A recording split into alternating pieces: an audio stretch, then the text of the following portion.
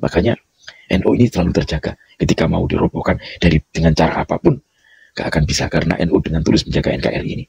Terus apakah Muhammadiyah gak menjaga? Menjaga.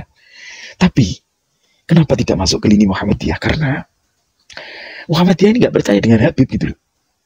Gak ada orang Muhammadiyah yang percaya dengan Habib gitu loh. Yang paling mudah siapa? Ya orang NU, karena NU itu percaya dengan Habib itu. Percaya dengan durian Rasulullah. Percaya Habib itu keturunan Rasulullah, paling mudah dan paling besar organisasi NU itu. Itulah ya. Itu alasannya kenapa mereka harus menguasai NU. Untuk menguasai NKRI ini harus menguasai NU terlebih dahulu. Kalau menguasai NU pasti nggak bisa. Berhadapan dengan NU pasti nggak bisa. Hancur. Buktinya sekarang.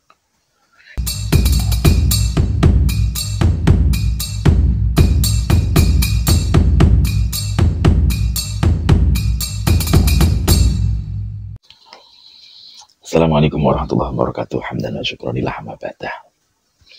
Sahabat Air News dimanapun berada, semoga sehat selalu dan dilancarkan dalam segala urusan kebaikan kita. Amin Allahumma amin. Masih masalah Habaib ya, ada yang bertanya, kok para pecinta Habaib kenapa kok orang-orang NU gitu ya. Itu yang jadi pertanyaan kalian selama ini, mungkin yang jadi pertanyaan kita selama ini. Nah, ini akan saya jawab. Dari mulai tahun 48, di mana PKI Muso itu juga orang, sejarahnya itu juga orang Habib ya, Muso itu. Tapi dulu kan belum tren, zaman Habib itu belum tren waktu itu. Itu juga memusuhi NU. Ini sekedar info ya. Bahasanya salah satu negara di Timur Tengah, negara-negara Islam Timur Tengah, yang ada paham komunisnya itu cuma di Yaman Selatan. Yaman loh ya. Di Musa itu juga gitu, berontak dengan memusuhi NU. Itu jebol nek musuh NU. NU para pejuang kok. Kemudian tahun 65 juga gitu, dengan cara ya musuh NU lagi. Ya remuk neh. Musuh NU itu ibaratnya apa ya? Ya kalau kita ibaratkan ya duren karo kates no piye ya remuk no musuh duren. NU itu durennya kalah. Maka dari itu saat ini setelah berapa tahun, dari 65 sampai di 2024, katakan mulai reformasi ya, dari mulai tahun 98 mereka sudah menyusun strategi bagaimana mereka bisa tampil untuk menguasai NU terlebih dahulu, karena garda yang paling kuat menjaga NKRI adalah NU.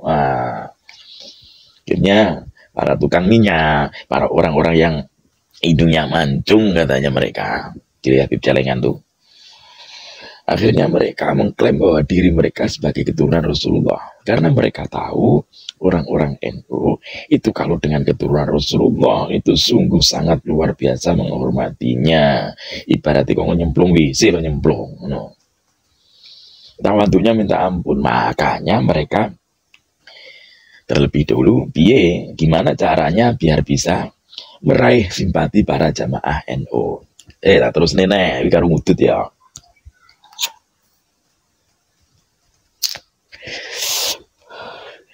Kalau mereka sudah bisa merekrut warga Nahdlatul Ulama ya, secara tidak langsung mereka sudah mendapatkan tempat di hati para warga negara Indonesia khususnya, karena warga negara Indonesia ini mayoritas Islam yang mayoritas itu organisasinya ikut NU gitu loh, baik secara yang struktural maupun yang kultur, yang budayanya, yang mengikuti amalia-amalianya NU saja gitu loh.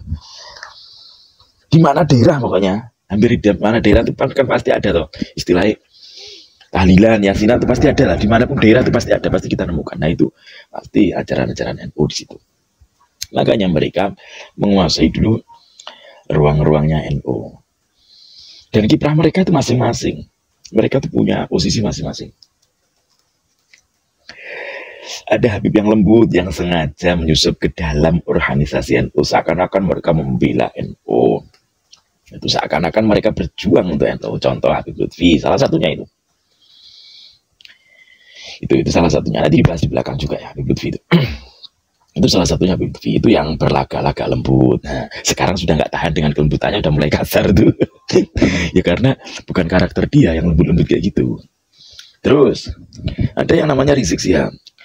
Rizik Syihab ini walaupun dia itu penentang NU, Gus Dur ditentang, ya, katakan buta mata buta hati. Tapi apakah Rizik Syihab mau dibilang Muhammadiyah? Nggak mau. Dia tetap NU. Walaupun kebijakan-kebijakan yang keluar dari hasil rapat NU selalu ditentang sama Rizik, termasuk Islam Nusantara ditentang juga. Mereka mengatakan apa? NU garis lurus. Itu cara memecah belah mereka. Itu cara memecah belah warga NU kayak gitu, dipecah jadi dua. Ada rombongan yang pro Rizik Syihab, ada yang pro Habib Lutfi, gitu cara mereka. Padahal ini sama aja, ini satu kelompok. Itulah. Cacaknya kayak apa ya? Ibarat itu kalau ya seakan-akan gitu lah. Cacaknya itu maksudnya seakan-akan mereka itu bermusuhan antara si Lutfi dengan si Rizik Syihab ini, ya Habib Lutfi dengan Rizik ini seakan-akan berbenturan, padahal mereka tuh ya satu tujuan. Makanya kenapa sejarah NU mulai dirubah sama Habib Lutfi? Karena apa? Karena orang NU percaya bahwa Lutfi itu adalah seorang Habib waktu itu. Sekarang sudah enggak dong, pinter. Gila. Terus si Rizik Syihab serta rombongannya yang kasar-kasar ini mengatakan mereka juga NU. Mereka nggak mau dibilang LDI, juga nggak mau dibilang enggak, dia ahli sunnah wal jamaah juga NU, tapi NU-nya NU garis lurus, nggak ikut dengan NU yang dinahkodai oleh ketum PBNU. Nggak mau mereka mengaku NU garis lurus yang harus kembali kepada perjuangan dari Mbah Hasyim Asy'ari. Itu alasan mereka. Pinter tuh caranya, licik loh, licik. PKI kok nggak licik gimana? Makanya mereka tuh selalu menggembur-gemburkan soal isu PKI. Karena apa? Karena mereka juga PKI sebenarnya gitu. Makanya mereka tahu gitu ya. Terus akhirnya Habib Lutfi, nah ini bahasa Habib Lutfi ya, dia masuk di struktural NU, termasuk di Banomnya NU, yaitu di Jatman, ketua umum Jatman.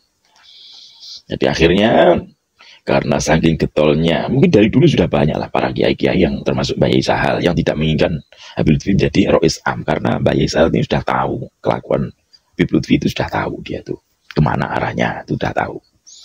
Ya kiai NU ini jangan dibilang ya kiai bodoh loh, banyak kiai yang wasis gitu, banyak kiai yang mengerti, yang tahu tentang arahnya sebelum datangnya masa. Itu ada yang sudah mengetahui, oh isyarahnya kayaknya ini buruk gitu kan, sudah mengetahui duluan. Tuh ada orang-orang khos, itu ada yang mengalami semacam itu. Akhirnya di Mbah Sahal tuh dicekal lah bagaimana biar Habib Lutfi ini gak jadi Rois Am di PBNU. Alhamdulillah berhasil. Makanya sejak saat itu yang namanya Habib Lutfi ini dengan Mbah Yai Sahal itu bencinya minta ampun itu. Habib Lutfi ada di Jatman. Nah, Jatman sejarahnya sudah mulai dirubah-rubah. Termasuk pendiri Jatman itu siapa sudah mulai dirubah itu. Dan diingatkan oleh Mbah Yai Khalwani, tapi tidak mau. Karena memang kesengajaan kok untuk merubah itu kok. Ya, nah, begitu dikasih tempat di situ sudah banyak pengikutnya, sudah banyak yang percaya kalau Habib Lutfi itu seorang wali. Oh, ya orang NU kan gitu. Kita mayoritas masyarakat NU memang gitu. Percaya dengan karomah itu rata-rata. Habib Lutfi dengan cara bohongnya yang halus karena terkenal dengan kehalusannya, kelembutannya ya, mudah memperdaya orang-orang NU. Kalau kayak Rizik tuh ya masih dapat benturan, tapi kalau kayak Habib Lutfi ini pasti lebih banyak mendapatkan simpati karena NU suka dengan kiai-kiai yang lembut-lembut. Makanya Habib Lutfi tampillah dengan kelembutannya, seolah-olah Habib Lutfi itu benar-benar lembut itu. Ternyata ya ular berbisa juga gitu loh. Nah dengan begitu akhirnya lambat laun dirasakan oleh masyarakat, dirasakan oleh warga NU gitu. Kalau dulu orang-orang pada takut mau ngelawan tuh, takut karena apa? Karena menista agama, pasti itu dalih yang digunakan mereka. Memusuhi turunan Rasulullah pasti itu. Seperti Banser dulu kan pernah. Cuman karena di situ ada Habib Lutfi di dalam NU, makanya masih terkendali walaupun sering bermusuhan antara pendukung PTV dengan pendukung Rizik Sihab. Padahal mereka tuh yang di atas tuh tiap hari mungkin bercengkrama lewat HP, ketawa-ketawa mungkin kan. Bisa membenturkan dua kelompok gitu loh. Satu kelompok dijadikan dua untuk berbenturan, diadu domba gitu. Tapi yang namanya kebenaran itu pasti akan mencari jalannya. Kiai Imaduddin itu dulu adalah muhibbin. Dulu adalah muhibbinnya para habaib. Bahkan beliau itu ketua FPI, ketua umum FPI di Banten kalau nggak salah ya. Tapi karena sesuatu hal, beliau itu bukan putra orang sembarangan juga gitu loh. Kiai Imad itu karena suatu hal, mungkin karena gejolak dalam hatinya, kok makin lama diikuti kok makin nggak benar arahnya gitu kan. Apa iya keturunan Rasulullah kayak gini ya? Cari.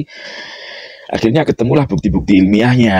Nah, dan akhirnya meledaklah kajian ilmiah tesis daripada Kiai Imad, yang mana langsung diikuti oleh seluruh warga Nahdien yang notabene sudah lama nggak percaya. Seperti saya ini udah lama nggak percaya. Kalau nggak salah 2015 akhir menginjak 2016. Semenjak Yai Said Akil Sirot menjadi PBNU. Mulai dari PBNU, mereka tuh mengata-ngatain, memanggilnya dengan Said Akil Sirot dan sebagainya. Pokoknya ngomongnya macam-macam. Mulai saat itulah saya nggak percaya Habib itu. Jadi udah lama. Cuman nggak ada keyakinan yang mendalam tuh, nggak ada karena nggak ada bukti. Gitu. Dan masyarakat berbondong-bondong, ibarat tuh apa ya? Sebenarnya tuh ibarat di dalam bendungan besar, bendungan. Itu masyarakat udah berkumpul di situ, ibarat air tuh sudah menggenang di situ. Begitu Kiai Imad mengeluarkan tesis itu ibarat ada lubang kecil yang menjebol dinding bendungan. Begitu ada lubang kecil langsung meledak gitu. Betul. Ya itu alasannya kenapa kok harus NU, karena dengan menguasai NU mereka bisa menguasai NKRI. Karena 2 kali percobaan menentang NU mereka nggak bisa.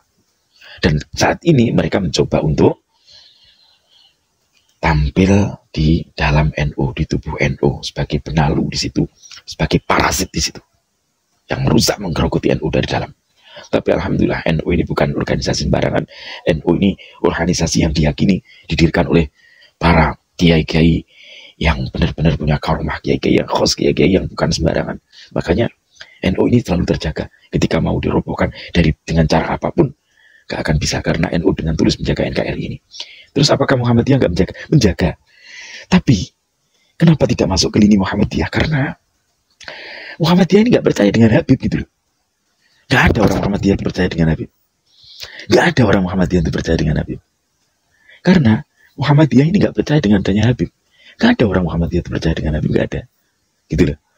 Yang paling mudah siapa? Ya orang NU, karena NU itu percaya dengan Habib itu. Percaya dengan durian Rasulullah. Percaya Habib itu keturunan Rasulullah, paling mudah dan paling besar organisasi NU itu. Itulah ya. Karena bukan cuma orang NU yang sudah geram, yang sudah lama geram, termasuk Wahabi, Salafi, itu sudah banyak yang geram, walaupun toh sebenarnya di dalam lingkupnya mereka itu adalah orang-orang Wahabi juga banyak. Termasuk orang-orang HTI yang ingin mendirikan syariat Islam itu kan ya orang HTI atau orang Wahabi itu di dalamnya, itu loh. Akan tapi Wahabi yang bagian krojo-krojo di bawah ini menilai mereka itu salah. Tapi Wahabi yang di atas sama aja kerjasama, intinya pengen menguasai NKRI dengan simbol-simbol ketauhidan itu loh. Kayak bendera tauhid, padahal itu bendera bukan bendera tauhid, benderanya HTI itu, tapi diklaim sebagai bendera tauhid. Mengatasnamakan agama sama. Jadi orang-orang Wahabi, orang-orang Syiah itu ada di gerombolannya Rizik Sihab, sedangkan Habib Lutfinya itu masuk di dalam lingkaran NU secara struktural gitu loh. Itu alasannya kenapa mereka harus menguasai NU. Untuk menguasai NKRI ini harus menguasai NU terlebih dahulu. Kalau menguasai NU pasti nggak bisa. Berhadapan dengan NU pasti nggak bisa. Hancur. Buktinya sekarang. Ketika orang NU sudah mulai melawan, hancur rungkat mereka tuh. Bahkan sudah banyak masyarakat yang nggak percaya. Bahkan sekarang ya, para Habib itu sudah jadi perbincangan di generasi Gen Z loh. Sudah jadi perbincangan. Kepalsuan Habib ini sudah jadi perbincangan di masyarakat yang generasi Z, Gen Z itu. Jadi anak-anak kaum milenial, kaum muda sekarang sudah mulai membicarakan kepalsuan daripada Habib itu. Loh, itu pokoknya kalau berbenturan dengan NU susah. Makanya cara mereka licik, yaitu dengan cara apa? Ya tadi masuk dari dalam NU, dirangkul dulu. Nah, ternyata sejarah-sejarah NU mulai dirubah, dari mulai makamnya, makam-makam pendahulu dirubah sama Habib Lutfi karena sudah merasa dia banyak pendukungnya di NU. Kemudian sejarah berdirinya NU juga mulai dirubah sama Habib Lutfi karena merasa dia sudah dipercaya oleh warga-warga NU kalangan bawah, tapi ternyata dia salah prediksi bahwa warga NU sebenarnya sudah lama tidak percaya dengan Habib, akan tetapi karena belum ada bukti yang otentik, belum ada yang menguatkan, makanya diam saja. Oleh karena itu, ayo kita sama-sama berjuang menangkal dari serangan-serangan orang-orang gerombolan-gerombolan PKI Habib Yaman. Ya, ayo kita bareng-bareng. Jangan sampai kita tertipu dengan kamuflase mereka. Mereka semua ingin menguasai NKRI untuk dijadikan negara syariat Islamiyah atau negara Indonesia yang bersyariat. Pokoknya ingin mendirikan negara Islam. Sedangkan kita tahu negara mereka itu adalah negara miskin, negara mereka itu adalah negara yang tidak subur, negara mereka itu adalah negara yang amburadul, carut marut, mulat marit, prakaruan. Makanya mereka betah di Indonesia walaupun mereka memuliakan kota mereka yaitu kota Tarim, akan tetapi mereka tetap betah tinggal di sini karena sebenarnya apa yang mereka omongkan tentang kota Tarim adalah bohong belaka. Ayo kita jaga negeri kita. Kalau bukan kita siapa lagi? Kalau bukan mulai saat ini kapan lagi? Wallahul muwaffiq ila aqwamit thoriq. Assalamualaikum warahmatullahi wabarakatuh. Salam NKRI.